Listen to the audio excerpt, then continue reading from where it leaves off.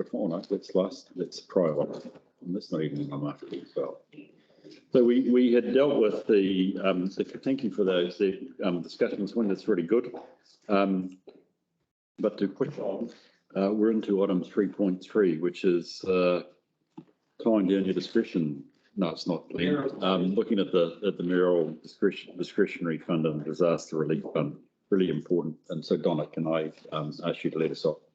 Sure. Thank you. So last year, I think it was around about October, was dealing with this policy, the Mayoral Discretionary Fund and Mayoral Disaster Relief Fund policy. It was adopted by Council. Since then, of course, we've had a number of events, and with the so I decided I needed to have a look at the policy and see how the policy could be applied and whether it was fit for purpose for the events that we had. So basically, I felt that the policy did need some corrections, especially in regards to aligning to the Civil Defence Emergency Management Guidelines, which they have a lot of guidelines and criteria around, especially around the Mayoral Disaster Relief Fund policy. So I reviewed the policy, made it align more to that, and you can see in the summary there, there's several bullet points there of things that I've just tweaked, just to make sure that that we're actually we're reflecting actual practices in the policy and making the policy easier to administer. I'm happy to take any feedback. That was done quite quickly, so I'm very, very happy to have any feedback and input into the draft policy. Thanks, Donna. And just for clarity, I hadn't checked, but the appendix, which has the track change version, is replicated by the clean version that follows. Exactly. So I thought the track change is very difficult to read if you're actually looking to adopt a policy. So I put the clean one in there so you can see what it actually does look like. So right, Martin, I think did you see? No, sorry, I just need to check something before. Okay, yes, so Rebecca, your question or comment.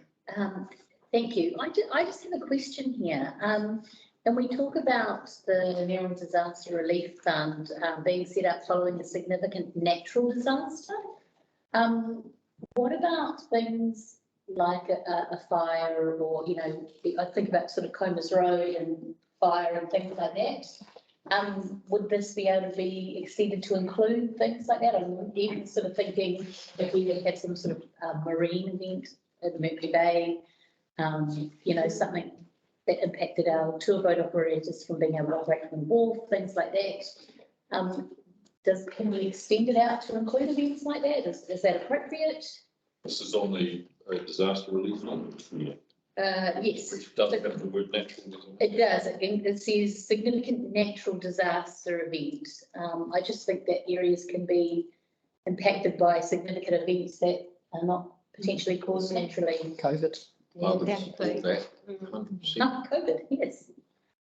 I guess then the question. Because it's the interpretation of natural, isn't it? You actually don't put natural on the heading, but you turn in that clause. Well, sorry, what page are we on? So on page 107, when it's onto background and purpose, so paragraph 3, it just says significant natural disaster. So it's there. It's also in the criteria on page 109.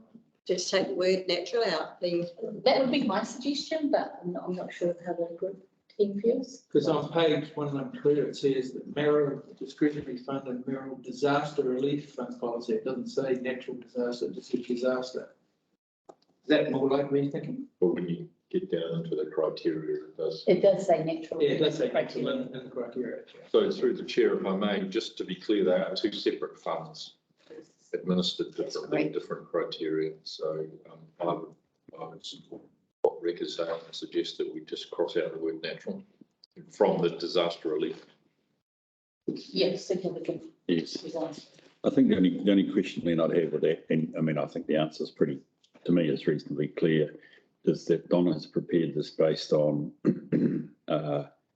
the practice advice you had over, I guess, what we might call natural disaster relief funds. The reality of it is do the principles that are in the policy, would they credibly apply, say, to COVID or to some other disaster fund that got set up if we had a ship go down off Mercury Bay or whatever? I think they do, by the way, but it's a question that I think we're just worth checking before we just delete the natural. I think it does. Yeah, so did we write the principles to be generic and Yeah. at Yeah. high level, because principles should always be more high level so that you can cover, various situations. And can I just check it? This sits under some sort of national framework, doesn't it? And that it's the minister that releases the mayoral relief funds. Yes, So whatever the constraint is at that level probably flows into this. that's right. Are you suggesting we should acknowledge that? I'm suggesting I should Google it and check. You're smart and then Robin. So, well, yeah, I've got several sort of things. I'll do them quickly. So, yeah, I was just wondering about that, the sort of unintended consequences if we take the natural out, that's not going to stop us getting funding from the minister for it. But the second point I had was on page 107. It did say the mayor does have the sole discretion to authorise payments, and now it's going to be the mayor has the discretion to authorise payments. So what's the difference between those two? Saying the mayor has the sole discretion and now just saying the mayor has the discretion.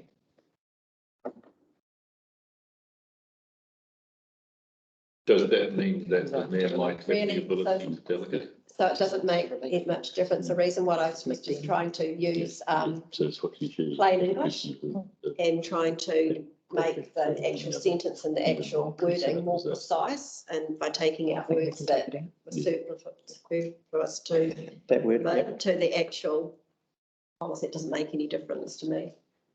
Okay, and sorry, one very, very last quick question. So it was adopted in 2010. When was it last reviewed? It was only last reviewed in October last year. Oh, okay, thank you.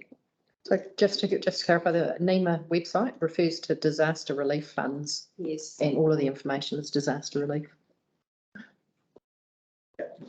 Without. Good. specifying it has to be Yeah, a without the word natural.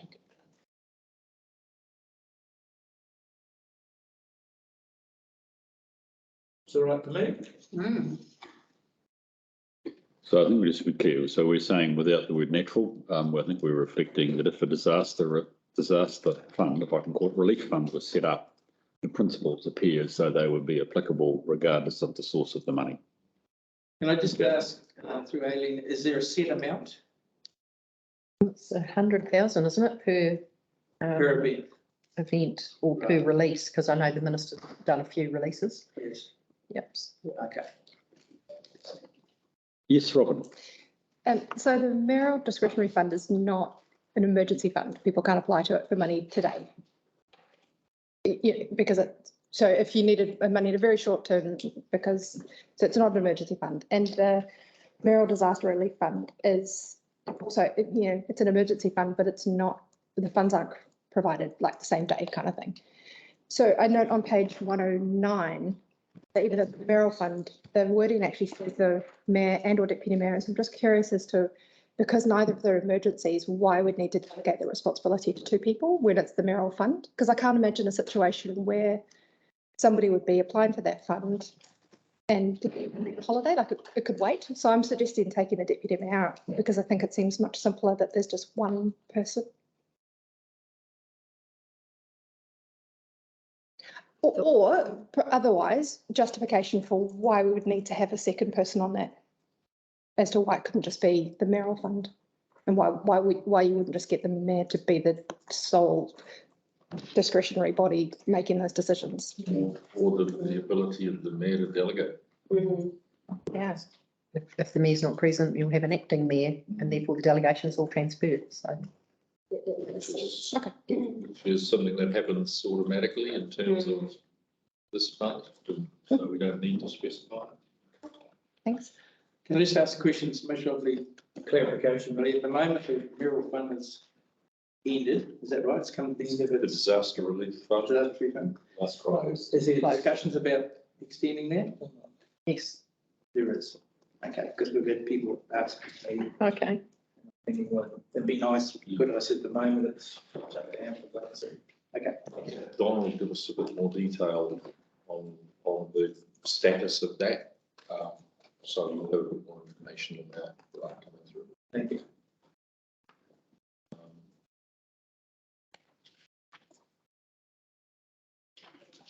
Right, thank you for that. Is there any other comments that we need to have?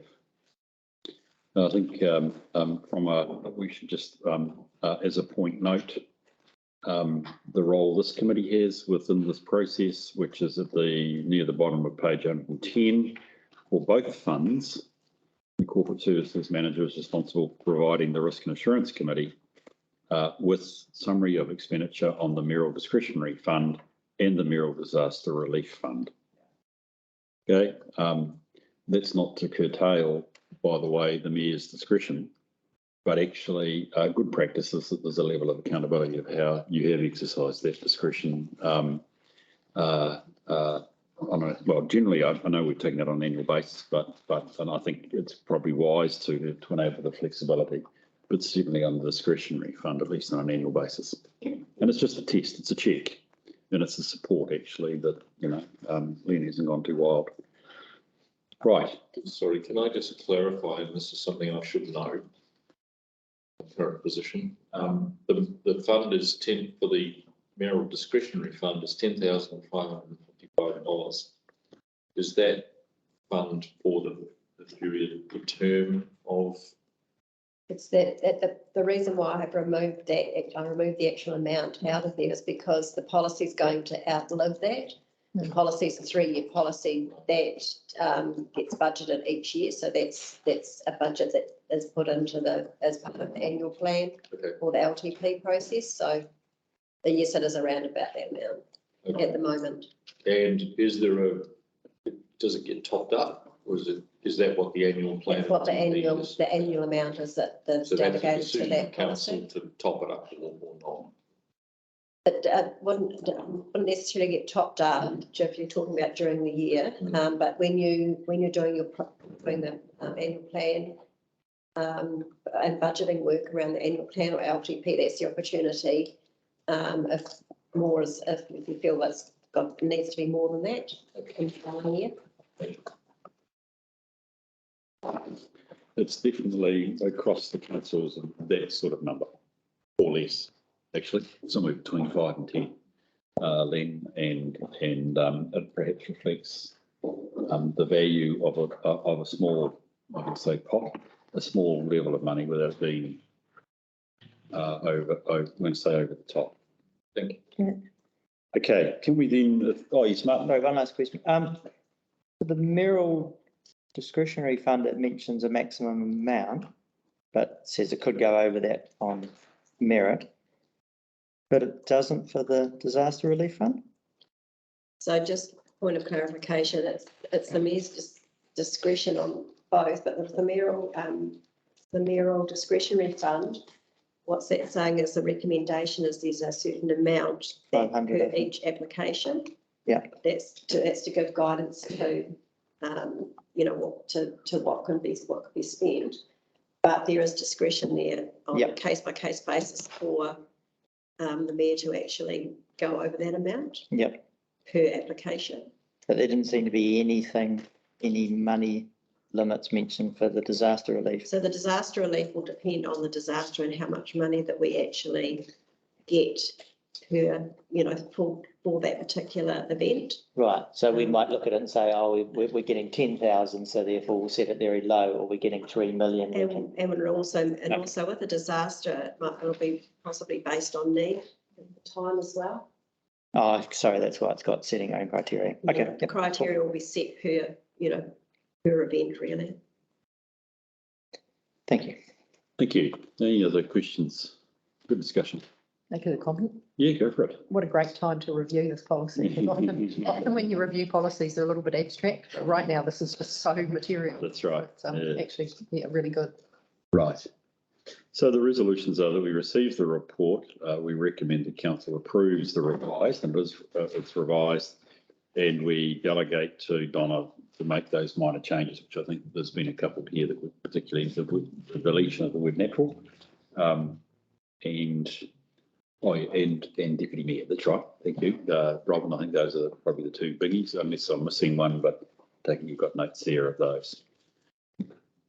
Move on a second, please. Yep. Thank you, Robin. Thank you, Martin. I'll put the motion. All those in favour, please say aye. Aye. Those against, it's carried.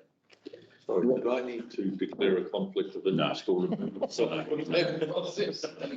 because we're going to check on the use of your discretion annually, buddy. So we'll let you know whether you're using it right.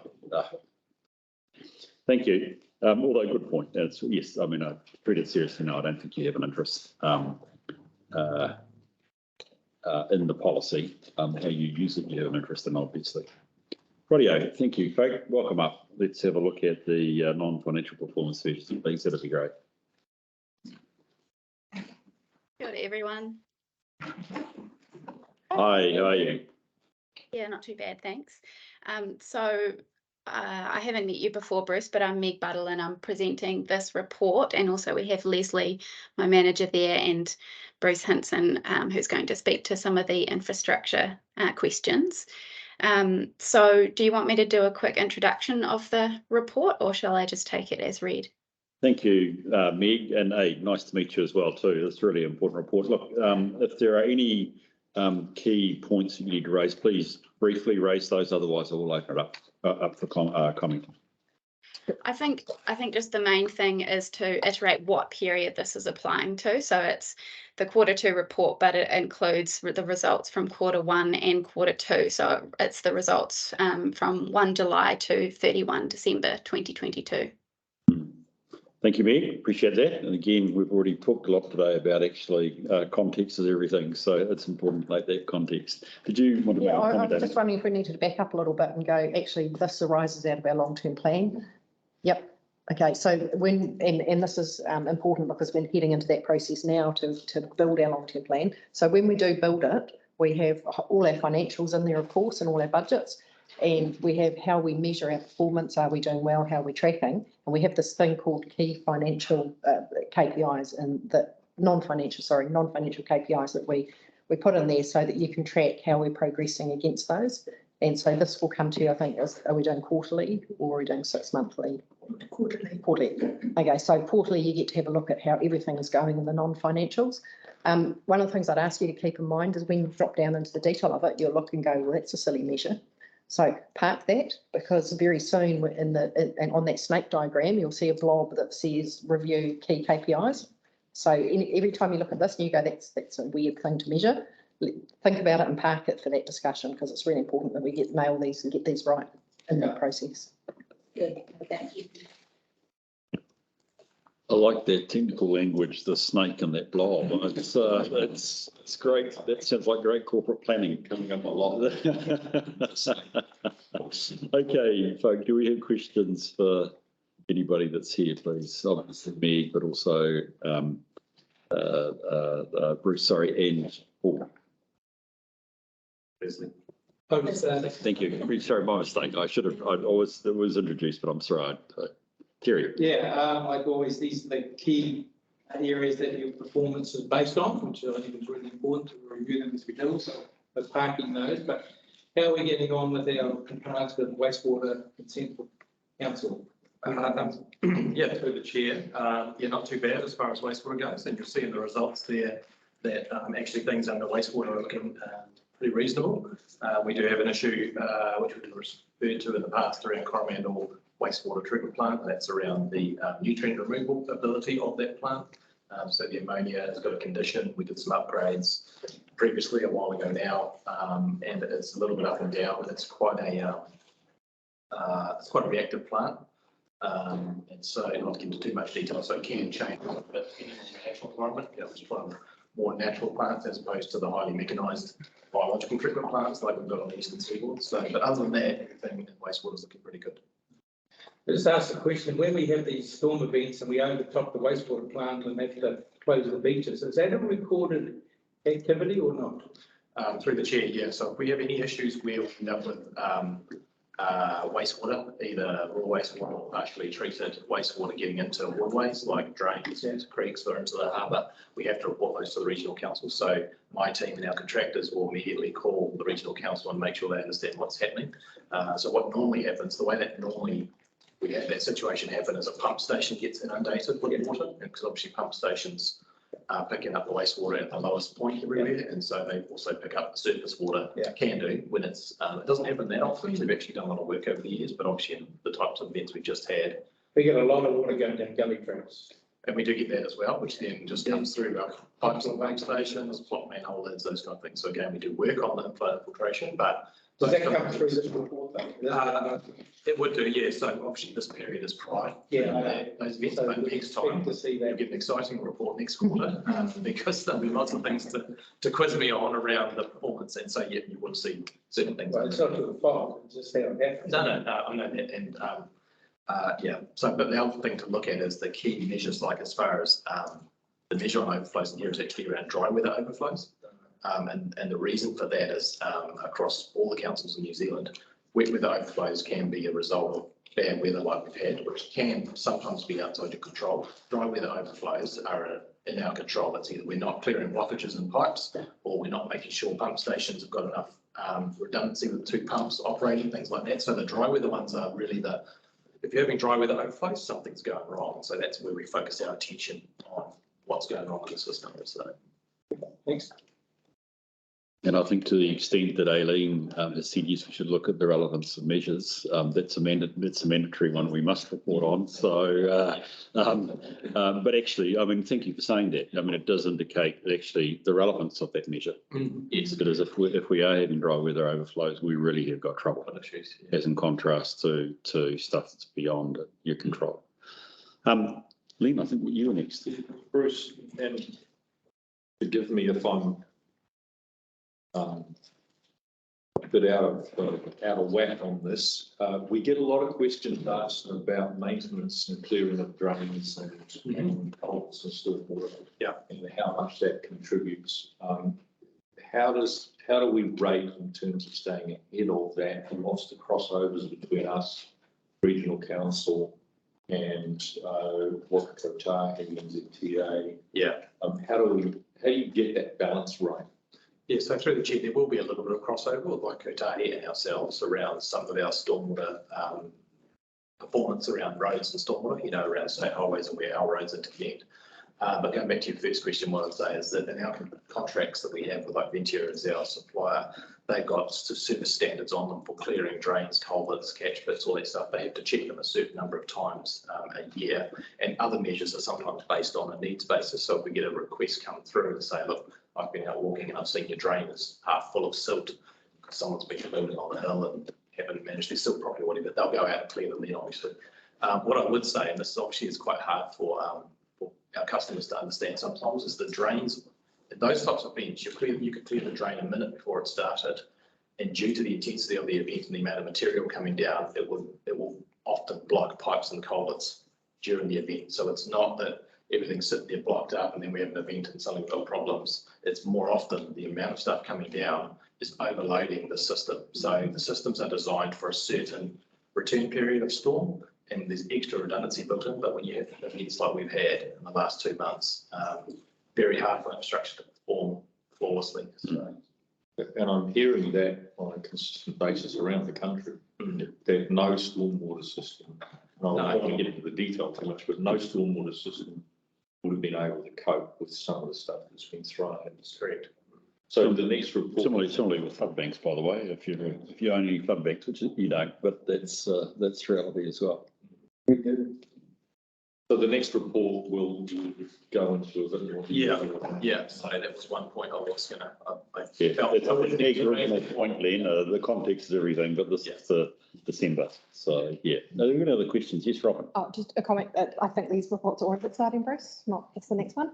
But in terms of going forward, Aileen, I take on board what you say about us being able to change these measures as part of the LTP, but also that some of these are mandatory. So there are 122 measures across there. When we have that discussion, could we please have a list, or even like if it's just a tick of this one's mandatory, we can't fucking with it, whereas this one. You can come forward. Yeah. Thank you, that would be The watery ones, aren't they? Yeah. That Yeah. They tend to be in the infrastructure area. I suspect that. Martin? Yeah, so just a related question around the rubbish and recycling. So there was a recent Fair Go report that was talking about the mixed recycling bins Oh, yes. and how in some councils there's very poor, pretty much 100% of the stuff in a mixed thing will go to landfill. So do we have, and I know we're trying to put new separate ones in, do we have many of the mixed recycling bins still on the peninsula? I think we actually scored very highly in the percentage of mixed stuff that went to recycling. So that was good, but. So through the chair, we do have some on the eastern seaboard. So there was a scheme that the Ministry for the Environment had years ago called Rippy Bins, which I can't remember what the acronym stands for, but those ones are still in place in a lot of places. So Whangamatahi with a normal bin, and then you have one bin, which is all co-mingled recycling. Yeah. So we've still got those. Obviously on the side, we're still just getting going with some of the better separated ones, because obviously it's much better to have them separated out. It is a real challenge, and I didn't watch the article, but I saw some of the write-up on it, and it is a real challenge, and when you're around the country and you see these bins, I mean, we've all seen it, some people just don't care and they'll just put anything in the bin, and it is a real challenge then for the local authority to, suddenly have to try and sort through all the rubbish but anyway, it's an issue that the industry is aware of. So typically that bin would get picked up by Rec services, and they will then tip it into the back of a truck or something and then go plastic. Yeah, or go to the Okay. transfer station. Yeah, so that's why when they have the fully separated ones, makes it a lot easier because they're already separated out into the right categories. Okay, thank you. Bruce, actually, no, it might be Meg as well, actually. 3 questions from me. Look, we've obviously had the sort of the constancy of the reporting against the water standards. Really what I'm going to ask the question was, so with the advent of Te Mara Arawai, has this changed? Obviously we report to them now. Has this given rise to them talking to us? Things like Team South just doesn't have a potable supply. Do they talk to it? Is there, I guess I'm trying to understand the new relationship. That's right. Yeah, it is. It's still an emerging relationship, is what I'd say, but obviously we are talking to them and they're talking to us. And so, but I have to say that they're kind of, my view of it is they're kind of still getting everything going, if you know what I mean. I don't think they've moved into let's really start optimizing things, and kind of asking the right questions and that kind of stuff, I'd say. So, yeah, I'm sure. I was probably thinking of it from a negative perspective, not that I'm negative about Te Mara Arawai, but, whether they might take a dim view of our performance. Yeah, not so far. So far, they've been very good in understanding. We've got projects in place for Team South to address that. So I think, as long as you've got stuff in place and you're moving forwards, at this stage we're getting fairly positive responses. Meg, again, I just want to channel your caution that this is December, and I noted under civil defence there was a plan for a simulation or an event in May, late. No, it's a cheap shot. My question is, clearly we've had the event. I would make some assumption that there would be normal processes to debrief with CDM over that matter. Bruce, maybe you could answer that, but I'll put it to Meg first. Is that, I presume that's going to happen? Because actually, the need to test may still be there, but at the moment we also had a live event, which is the real test. Yeah, so I can't answer that question off the top of my head, sorry. I'll pass it to Bruce to see if he can. So yeah, that's, so we've already had some of a debrief on the first one, and the date is already set for the second one. So yeah, it's in the calendars, and it's a brilliant. Okay, look, it's got to be. Again, I think this is the sort of thing that may well come through when we have our risk workshop. But again, as you said, the next report's going to be exciting. I think to have a flavour of that, assuming that happens between now and the next, I presume it will in the next quarter, would be useful. Yes, Rita. I have a question, and it sort of dovetails back to what Aileen was saying. And it may be that there's another report, but do we ever do any assessment or look at our customer service sort of interface, and is there timeframes in which we would expect to respond to requests for service and things like that? First time council, I'm not sure if these things are produced. We have data on absolutely everything. So you tell us what you want, we'll get it to you. But yes, I've seen data from customer services that breaks it down to what people are ringing about and how fast things are being responded to and all sorts of stuff. Do we have policy that says, you know, someone must be responded to in a certain time frame and things like that? We do? Haven't we got some measures on that? So through the chair. Is it in here? Yeah, so page 137, there's some around the infrastructure response times. So that's where you'll see some of it at that kind of level. Yeah, and if I can add to that, Bruce, there are littered throughout those infrastructure sections, so roads and footpaths, the 3 waters, there are a lot of measures that cover how fast complaints are responded to, and it's broken down by an urgent complaint and a non-urgent complaint, and there's timeframes around that. Thank you. Yeah, like, Stuart. through the process, the RFS is a real key piece of information that the council want people to use. Correct. So I'm expecting that to be a big focus when we go through these coming forward, because that's what we're telling people, Yeah. put it in, put the photo with it, use the system, and the system should work. And generally lately, we are getting responses back from RFS putting in, and it's a real key thing that we keep driving to make sure that customers understand this as a first channel of response. Yeah. And then it'll scale up if it's not responded, hopefully. Can I, and I wrote this before I heard the news this morning, but in terms of thinking about the new framework for the LTP, I wonder if some thinking that could be put around the library metrics. I noticed there, you know, and why I say this because I think further north the Mayor commented on libraries. I'm a big supporter of libraries, but I think when I read 7,056 library members to 2,045 that have used the library card to date, it is sort of like okay, but you know, it is. Can I say, if there's an assumption that actually there should be 7,156 is the right answer, and I don't know whether that is, and I wonder whether there's a chance for us to think through, particularly around some of these community services. Actually, what are we trying to measure here? So I just put that in there as a. I have a long list. We can compare at lunchtime. Through the chair, we have, so I've already worked with the library manager, and so we've already got stuff in place. So around door counters, use of other e-books, those kind of things. Yeah. Actually, this is a very blunt measure that was put in last time, and it's only one facet of the library, using the library card. You know, a lot of people are going to the library, they may not be checking books out, they may be reading stuff, using services. So we've actually already well progressed. Okay, that'll be good.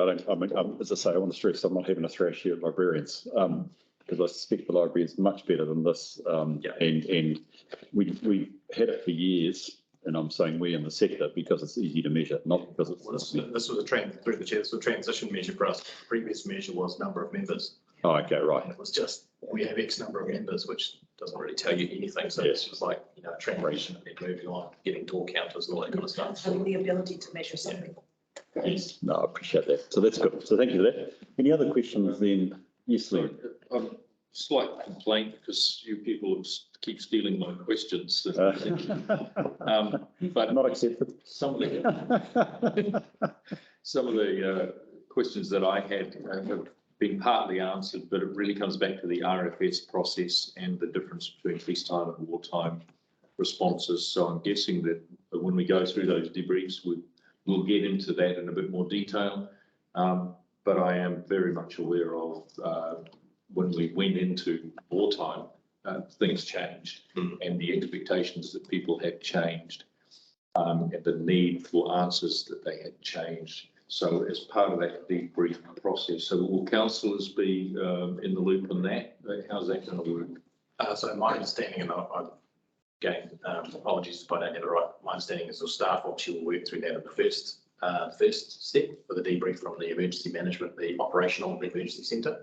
But I'm sure the elected members will have some kind of role at some stage as far as that goes. But I wouldn't imagine not in the immediate term, but we'll just stand to be corrected on that. With the RFSs, there does seem to be different levels of getting responses back. If you put something in through the website, which is great, it's just 2 or 3 steps, very nice and simple. you do get a response back immediately saying, yes, this has been raised, here's the number. You don't tend to get that if you just go in through the public or phone something in. And it's still my experience that once the RFS has gone in, I tend to have just had 0 responses back on what the status is of that RFS, and that was raised last term. And a number of the customer services staff have basically said, well, we don't have time to contact everyone who raises an RFS. So I still think that's an issue. Thanks, Ed Martin. So look, I think, I'm hearing from particularly you as elected members, the need to perhaps understand more around the RFS and where that's sitting. And look, Bruce, I'd like to, I don't know whether it's totally your responsibility, it might be Eileen. I was just could be me. Lorna's online. So. I think it's really important that we nail this because in my experience, when I'm dealing with sensitive matters, not here at Teams Coromandel, we want to encourage, I think that you raised the point, Terry, that we're encouraged as councillors to tell people to use it. Because it's an important distinction between your role as a governor versus management's role to deal with the operations. So I think for us to understand the system, its effectiveness to date, what we're getting is actually really helpful. And it's as much so you've got that security of the safety of the relationship between the governments and the operational arms. So Lorna, that sounds like something that would be a useful piece of work for the benefit of governors. Now, you may have a comment at this stage, otherwise I'm happy to keep moving on.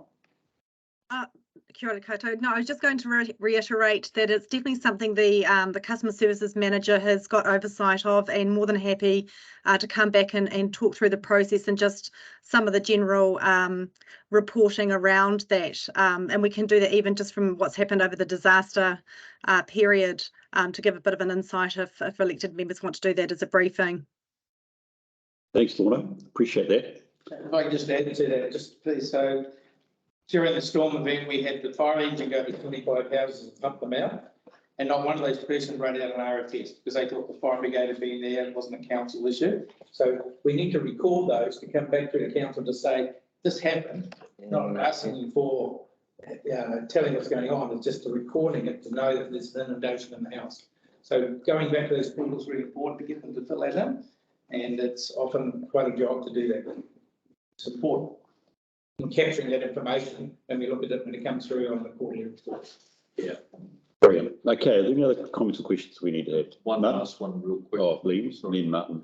One of the things that I get hammered with by emails and questions is around compliance, particularly freedom camping. And Brian and I had a chat yesterday about this, and he was able to show me some of the tools that are available, which was a revelation for me. And I'm not sure that everyone, all of the elected members know that these tools are there and how they work. But that was a real eye-opener because the level of detail was quite extraordinary.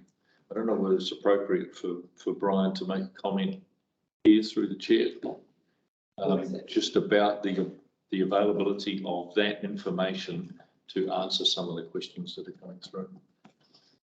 Yeah, voice and answer Bruce, that allows us to the system that we use for responding, I guess, just the compliance needs is something super free. So there's been touching on a GPS tracks time, date, photos, notes.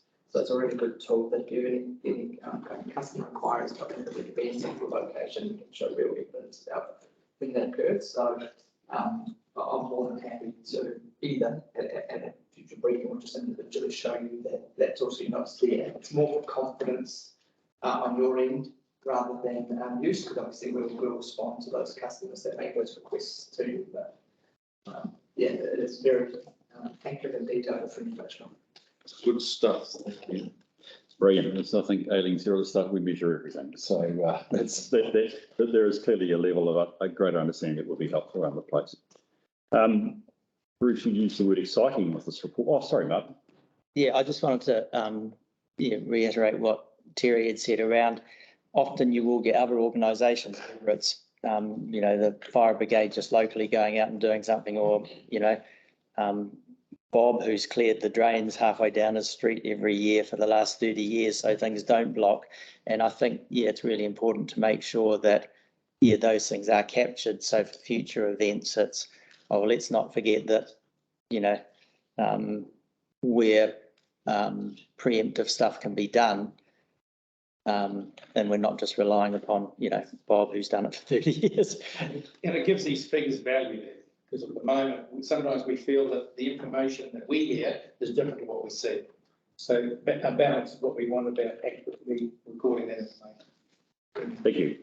I think we practiced reasonably well. Thank you. I'm going to suggest that we move to the resolution, which is to receive the report. Could I have somebody propose to move and second that, please? Thank you, Robin. Thank you, Riga. The motion, all those in favour, please say aye. Aye. Those against, this carried. Thanks, Bruce and team. Thank you, Hayden. I think you're here for the Debtors Report. Thank you.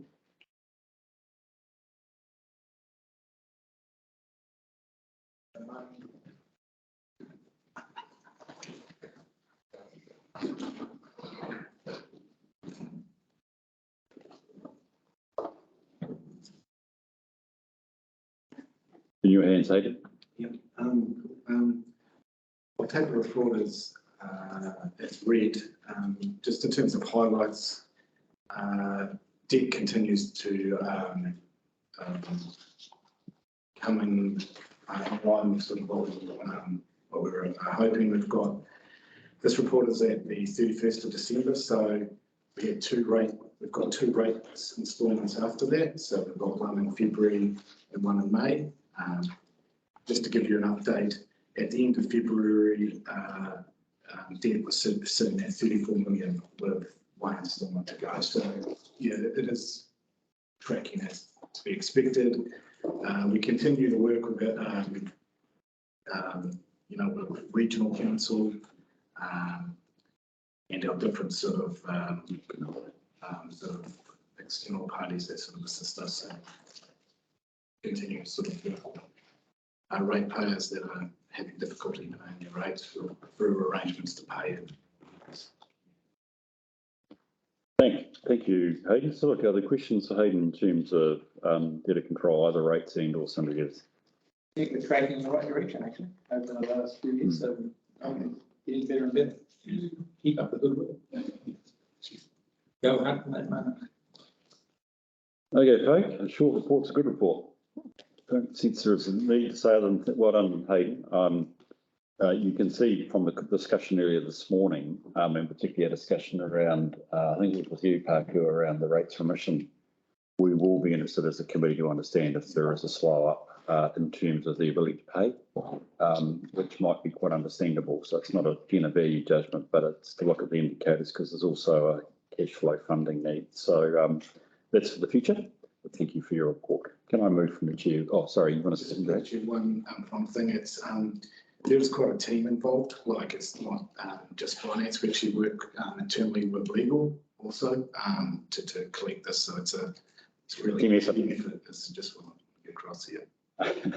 Well, Take the credit. they are magnanimous, put it that way. So well done. Thanks, Hayden. Just while we're on that, can I just say that also, these guys did a brilliant job with the rates remissions post the cyclone.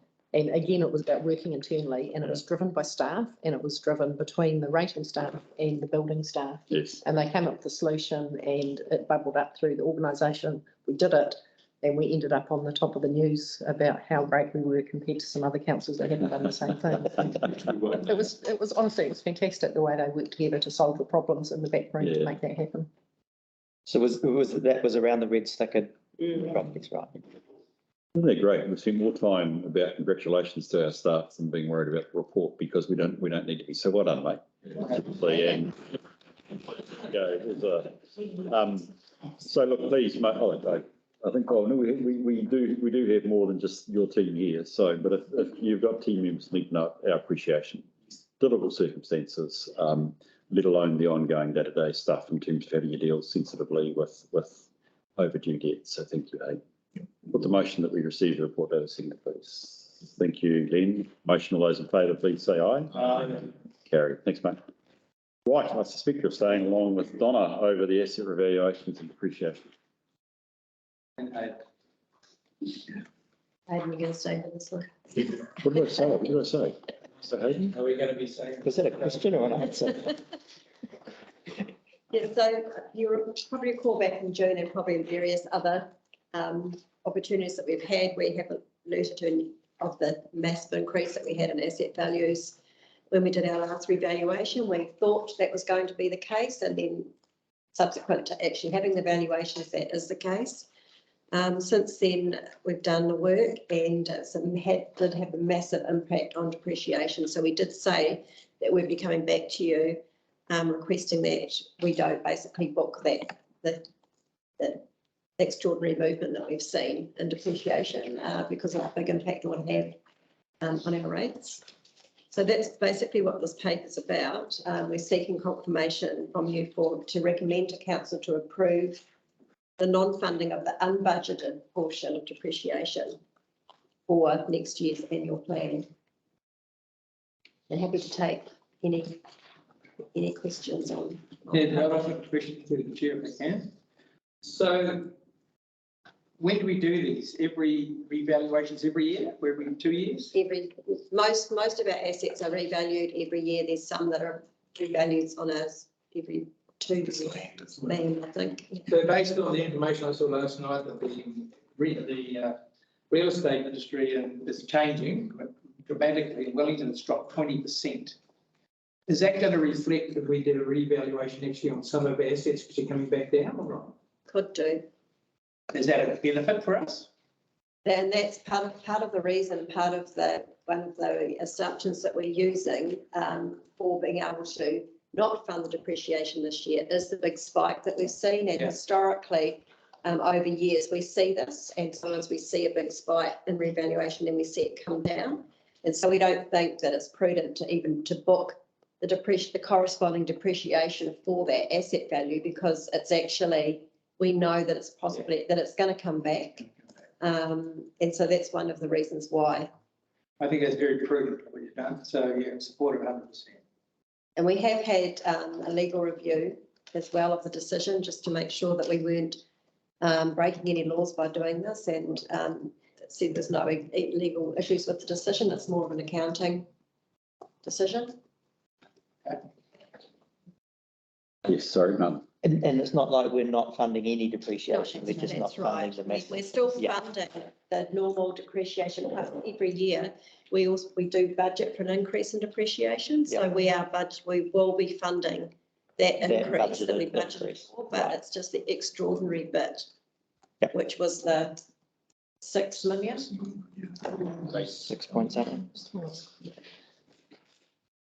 Yes, Ben. Donna, just the what if scenario, if we funded the depreciation and it was funds that would, what would happen to those funds? What are we legally required to do to those funds if we funded but the depreciation goes the other way? So if we funded it, it would go on rates, and then the money that received would go into our depreciation reserves. Right. And so our depreciation reserves are building up over the years to fund basically the replacement of those assets when they get to the end of their useful life. So it goes into reserves that don't have to be refunded. And one of the other things we looked at when making this decision is we did look at our depreciation reserves to make sure that we weren't, we wanted to make sure that we've still got enough, and we're comfortable that our depreciation reserves are still building at a rate that means that we will still be able to fund replacement of our assets when they fall due. Bruce, have you seen this in your travels with other councils? Yeah. Look, I do. The answer is definitely yes. You only have to go as far as Auckland to see it, or Wellington.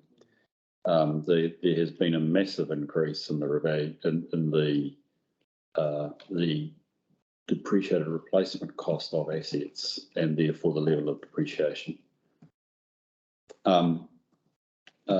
And so, yeah, it is a real challenge this year with the annual plan to deal with that. And I don't know, the relevance here in one sense, being is what would 6.9 million add to our rate increase? I don't know what it would be, Donna, you About probably haven't. 8%, wasn't it? But 8%. So you'd be adding another 8% to your probable rates increase to fund this.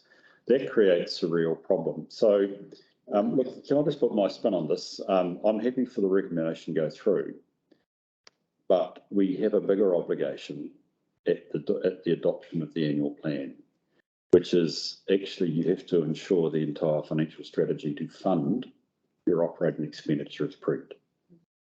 Now, that may well include the non-funding of depreciation, and I think what I'd be looking for with that prudence, you know, setting out of that prudence, and some of the things you've said, which perhaps I haven't quite read in the paper, Donna, are really important. That we are keeping our renewal program going, that you have an eye to the depreciation reserves, and you're not totally whipping, you know, you're not totally thrashing that. But that becomes really important. Hey, you know, you all know that I'm coming to section 101B, which says that at the time you essentially want to adopt a plan, governments must be happy that it's prudent. But we need to consider the whole P&L, not just depreciation in its own right. I think this recommendation sets in motion, we want to contemplate that because of, you know, the impact that we've heard. But actually, you can only do that when you get to that annual plan. Otherwise, we're flying blind. It needs to be in the context of all the revenues, all the expenditure, which will include that the $6.9 million, because you're going to depreciate. You've got to put the 6.9 in, but you're going to reflect why we've got a deficit and why is that prudent. Yeah, that's all. So can I invite Carl who's eating his fingertips, right? Well, he's listening because he's going to look at this one very closely. Any comment? Chair, I think we were initially asked to respond. The response to council was to, get legal advice on whether it's allowable. And I think, like Bruce pointed out, it's important that when you look at the plan, that you ensure that you adhere with the requirements of the local government act. You think? Probably an obvious question, but the accumulated depreciation reserves related to Three Waters assets, if those assets go, what happens? Through the chair, those reserves will go with the assets. Can we say no? No, I tried yesterday. I'll leave you with some debt. I don't think you want that either. We did have a debt settlement meeting with the DO yesterday, and it was a really good meeting. We did agree on some of the principles of what will happen. And yes, so it makes sense that those reserves do go because they are part of the assets. So those reserves are being accumulated to fund those assets. If we no longer have those assets, then we can't use that money for anything else anyway, other than funding the renewals of water assets. So they have to go. Can I, sorry, Lynn, I just want to check what I just did that. I want to be a bit naughty and just check that without just being patronising. I'm wanting to say here, depreciation is only one input to your total cost. And that's why I say your recommendation 2 here is a principled decision, but it can't be the only decision you make around depreciation. It's got to be when you have your annual plan. Because depreciation is just one of the costs that you have to cover on an annual basis.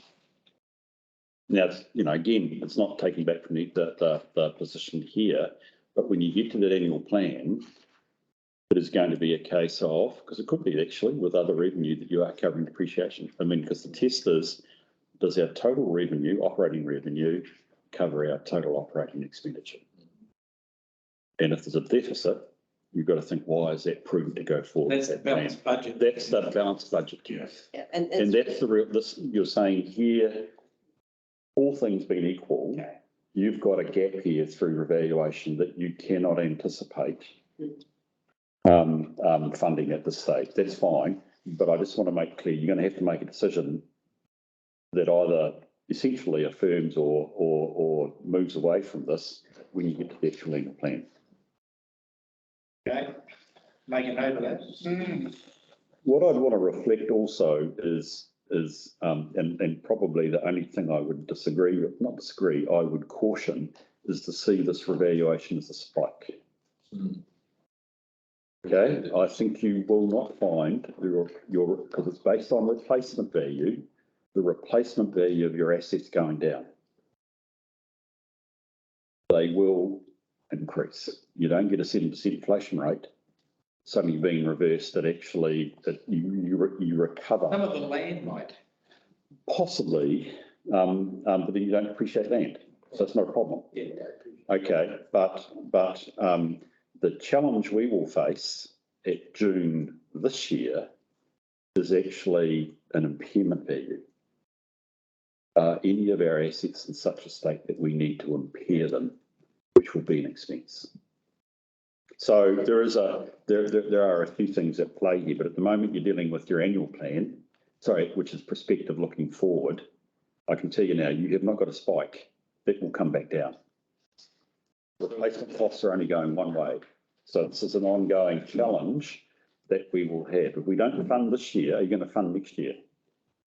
So Bruce, are you saying that the $393 million increase in valuations, we've decided not to fund depreciation on that entire increase?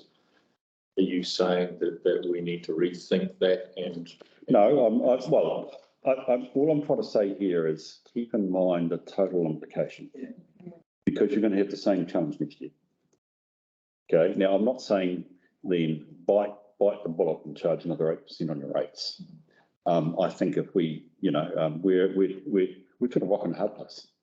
I mean, if I was to, I've got to be careful. I can't recommend to you what your rating policy is, what your financial strategy is, but I want to reflect that actually, if we don't keep our revenue up with our expenditure, you're ultimately somebody going behind the 8 ball. Now, I think what we're saying here for the current year, Bruce, your renewal program will keep on going. It's not going to curtail your renewal program. We've got some reserves in terms of past rate on what gets us there. We can argue that's prudent. But the cost, won't go down of the replacement of your assets. And you are going to have to think about the longer term implications of $6.9 million, which you won't have in the bank, coming home to roost on the future generations. I think I just want to, characterise, again, I will support the recommendation here in principle, but I'm just asking you to reflect your financial strategy and going forward as you assess whether this thing's prudent. So, I think when we sat around the table and this was discussed in brief before, that we had a situation where we had rubbish or side recycling as a grunty lump to the interest or the rates increase. Yeah. And there was some discussion around that, and I think the decision was made that this was going to happen.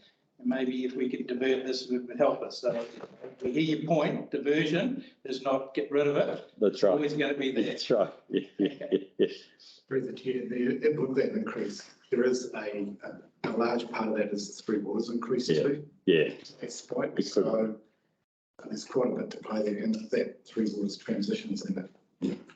So can I ask, I keep forgetting the rules, Hayden. We don't have to run this annual plan in front of them.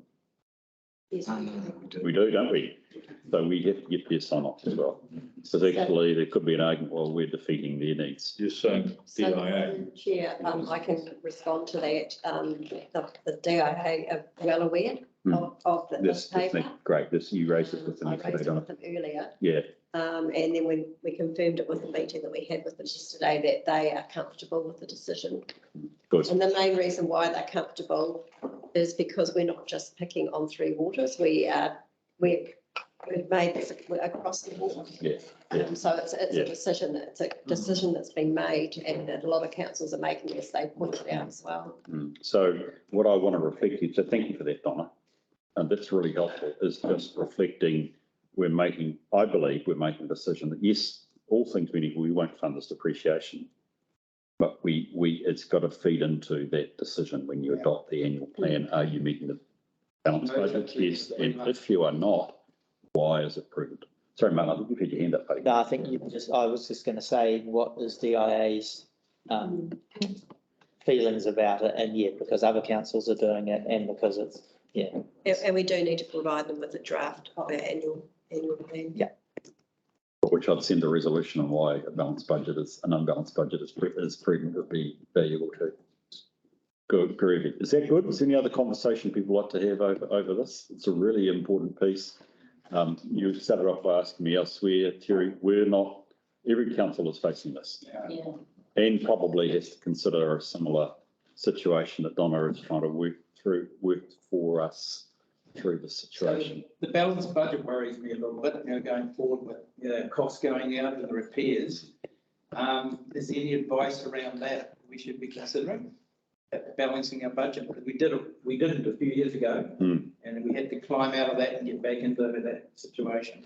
Around the capital program rather than a disaster relief program. Yeah, I mean, I can't give you a specific strategy to get out of that.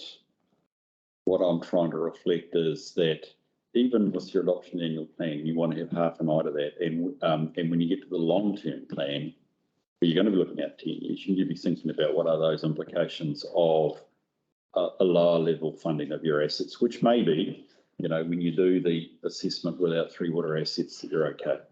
But it's one of those things you've got to think through. And if it's across the board, as you said, Donna, there are some assets, probably your portion of the roads or something that you are not funding, and heaven help us. Don't tell me you don't need money for your roads. So what I mean, you get the idea is that we just need to think that one through when it gets a wee bit close. And we're still not clear on assets totally anyway, so we're still work to do there as well. So we know what the critical assets are like, don't we, Bruce? Sorry, that's why the conversation this morning, a very good one with everyone, was so valuable to understand where that's at. Okay, any other comments you'd like to raise? Right, let's go to the recommendations. So we understand what we're doing. We're saying that it's going to probably lead us to a prudence decision that is livable with and defendable, both firstly in front of our community and dare I say it, the MTU or the DIA. So it's received the report and we recommend the non-funding, which is going to go into being part of the financial strategy for the year. You want to move and second that. happy to move. Thank you, Terry. Thank you, Liam. Is there any other comment on the resolution? I'll put it there, and all those in favour, please say aye. Aye. Those against? Carry. Thank you very much. Thank you, Donna. Difficult area. do we need to note that was option 4 that we? I think by definition, it's interesting you said. I was thinking, have we covered that? But I think we have. Donna, have we given you enough direction? Yes, It's the only option. That's the only option. Yeah. Okay. So I think we're right there. Okay. The Treasury Report, Donna. Bruce, I have to step out for a minute because my child is downstairs, but then I don't think we have a quorum. Am I allowed to just leave for a minute? You better. We are having a break for lunch. No, we're breaking full stop. Yeah. We don't vote on it. Okay. We're fine. I'm trying to have, actually, hold it. It's 11:57. I got behind somehow, haven't I? Badly behind. Thanks. I can hear you smiling here, young lady. Okay. If there's an option to carry on, if there's an option to carry on rather than have lunch and then carry on, that would be my preference. I've got to be somewhere else. Yeah. No, I'd like to try and get through it. Trouble is, these are darn good reports that we need to spend some time thinking. These are fantastic. Break for lunch and then come back. No, we haven't got lunch. Lunch is late. Lunch is late. I don't know. Because we're going to have a discussion. Yes, that's right. That's right. That might be. We have the discussion over lunch. Rightio. Well done, Robin. I hope probably a crisis for your child, but not for you, I hope. Right, thank you for that speed thing. So look, just to reflect that we, as I said, I think we're having good discussions, but I need to keep us moving. We haven't quite got lunch here, so that makes a virtue of me going over time. I just want to reflect that we will get through the agenda before lunch, we'll break for lunch, and then we need to just come back. I would like to invite you back so that we could have a discussion with Aileen, please, would be okay. Rightio, Treasury Report, please, Hayden. I'll take the report. We've currently got $73 million borrowed with the LGFA, of which $6 million of that was pre-funding to repay back debt that's maturing in April. So net we've got $67 million of debt. We're currently compliant against policy. And the other thing we're sort of investigating at the moment is a lot of our swaps are in positive sort of territory in terms of value. And we're just working with PwC around maybe a shortening strategy if it works out beneficial to council to do so. So yeah, we've only just kind of started that discussion, but I realise the benefits now. Yeah. So a couple of questions just for the help of all of us. The 6 million pre-funding is because it's better to have had the money earlier at a lower rate than what you would have to have it at if you were to take it out the day you need to repay it. correct. Yeah. Okay, so it's a prudent position to take. I mean, only the worst could happen, it's not going to happen, is that actually when you do have to repay it back, actually you could have got a better interest rate, but it's highly unlikely in the market, right? Correct. Okay. And so the other thing about the swaps is that we've got swaps there that are, as you said, really valuable in the sense that they are protecting us, but presumably we have some capacity to negotiate those. Yeah, because we don't have the debt that's associated with it. Yeah, okay, gotcha. I know it has to be worked through for the year. Yeah.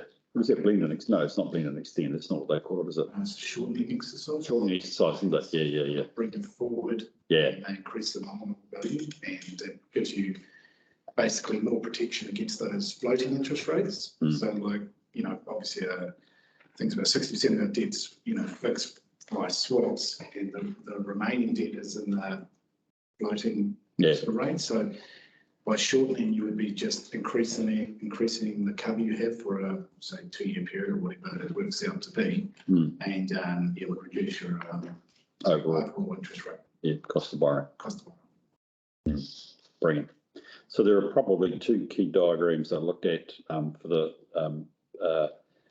benefit of the committee, and they're both on, I think, page 178. And the right-hand diagram is our funding liquidity risk timeline, which just shows on an annual basis when our debt falls due. And it's in reasonably constant lumps over the future years. So it means that we aren't going to means we don't need to face renewal of a substantial, say all of our debt in 1 year, which would expose us to the interest rates that prevail at that time. It does mean that it would mean in normal circumstances that column 1 with the $11 million would expose us to near current interest rate risk, but you've at least got $6 million of it covered with some preloading, which is useful, and it's manageable further out. That 10 million, the undrawn facilities, that's when its renewal will come up. Yeah, it's not because we've clearly borrowed it, at least at this stage, we've clearly borrowed against it. Yeah, through the chair just rolls over. Yes, yeah, but for the purposes of this report, it needs to be shown that it crystallises then. Okay, cool. So that's useful. That's giving us a sense that we should have comfort around the Treasury position we've adopted around our funding and liquidity. We should be able to go to market to turn those over at reasonable times. Then what are the interest risks? It's on the left-hand diagram where we've got the bear in mind, as you said, 67%, I think you said, was in fixed rate instruments. This gives us the balance of a prudent range to be within between the red and the yellow. There is one little dip there, but I think essentially we're right. That's what you're essentially saying. And that's reflecting again, we've got a prudent position to be that our risks are covered in terms of interest rate risk. Yeah, through the chair, there's just one complication to this, and that's through the meeting we had yesterday around Three Waters repayment. So the indication is that they're not going to pay us all back all at once. They're going to pay us over a 5-year period. They haven't really landed on sort of how that flow will work. But It is likely to probably be in line with maturing debt. And yeah, so it's just another thing to kind of. Can you explain that? I'm just unclear about this. So I think currently net, it works out about 60 odd million that they would be paying us back. They're not going to pay us back on the 1st of July 24 in one lump sum. They're going to pay us over 5 years. For the three waters. Yeah, 3 waters. I thought they were just going to take those assets. So they're going to pay for it? Oh, they're going to repay. Yeah, that was For going the to pay. debt. Pay the debt, right, okay, the debt. But yeah, so what I'm saying is they're not going to repay the debt all on day. Right, on time, okay, you're going to spread that out. Yes. But my understanding, Hagan, is the rationale behind it is that, Right. is that there are penalties for breaking existing financial arrangements. And overall, it's no advantage to us or indeed them, and particularly our ratepayer / consumer. Yeah. To impose penalties on because we've broken these. And actually that left-hand diagram is the exact example why. We've got arrangements in the market that are protecting interest costs. We wouldn't break those. Yeah. It doesn't mean to say that you should be paying the interest on the debt those 5 years. There must be an arrangement with WS, with NDB for that to be, yes. They're responsible for the debt. We're just keeping the arrangements in place to protect them and protect I'm our. really pleased to say 3 banks, there's no SBB bank there or Swiss bank. The other reason, I just want to explain the other reason why paying back over 5 years is prudent is if you imagine on the scale of them, if that entity was having, they're having to create or get a whole lot of debt, like $10 billion in debt on day one, what that's actually going to do to the market. And that's not good for us. And as borrowers, it's definitely not good for our CCO, our GFA. Because what that means is that could drive up the cost of borrowing quite a lot. And also that it's from the financial market perspective, it's not a great idea to do that. And that's one of the reasons why that they are looking at doing this. And I believe, even though I haven't discussed with LGFA, I believe that they have the support of LGFA to do that. Yeah, well, because they're going to be, if as you say, the four entities that go into the market, I think you said 10 billion, it's probably the right number. Yeah. And they can't draw down from that, can they? They can't use EGFA funding. They've got to go overseas, the government, to give the funding for 3 waters. I think that, That's not decided yet. I think from the SOI that we read, that's still an area that is uncertain. It's still uncertain. Can I say the one other local authority borrower that has that sort of number is Auckland Council. And I mean, I'm only talking public knowledge here. They have, because of, it goes back to your point why the water industry want to do that. They don't want the concentration risk of only being with LGFA. That's right. And they need to spread the risk. That's what we're doing by spreading our repayments out over 5 or 6 years or longer, because actually we're spreading our risk. And so a large borrower like Auckland Council also has debt that it raises on the market. It's an issuer. That's why it goes outside. Yeah, exactly. Well, you have to be perhaps careful about New Zealand, but I suspect these guys have a fairly open ability to go where they need to. So yes, it is. That's the situation, Terry. Hey, that's very helpful to understand that as well, as being something that will get factored into the LTP as you go forward. Okay, any other questions? I'm sorry. Now I've dominated by saying, look, I've looked at those 2 diagrams as my sort of key checks. Are there any other questions members would like to raise? Just one small one. Once we've got no longer own 3 waters assets, what's the insurance implications? When they've done it for insurance. Yes, So what I'm saying is there a saving, and is it? Yeah, I see your point. Is it reasonable? Yeah, we would pay lower insurance costs, yeah, for long. So would that be reflected in the numbers that we've got coming through the AP and the LTP? Or is it a bit early? It's for the long-term plan, not the annual plan. For the LTP, but it's a bit early to know. Yeah, can we hold that question over, Arlene? You're quite right. But this, all things being equal, and the market for insurance isn't equal at the moment, it's going in ways that we don't want it to go, you'd have to consider at the time, but all things being equal, your premium should go down. Thanks. Okay, thank you, Hayden. Can we go to the recommendation which we received? What I'll move that, too much talking. Go to seconder, please. Yes. Thank you, appreciate it, Terry. I'll put the motion. All those in favour, please say aye. Aye. Carried, thank you very much. Rightio, moving on. Can I, we have one item to do under public exclude for the reasons that are there. I'll move from the chair. Thank you, Terry. I'll put the motion. All those in favour, please say aye. Those against, is carried. So we just need to stop. Yeah.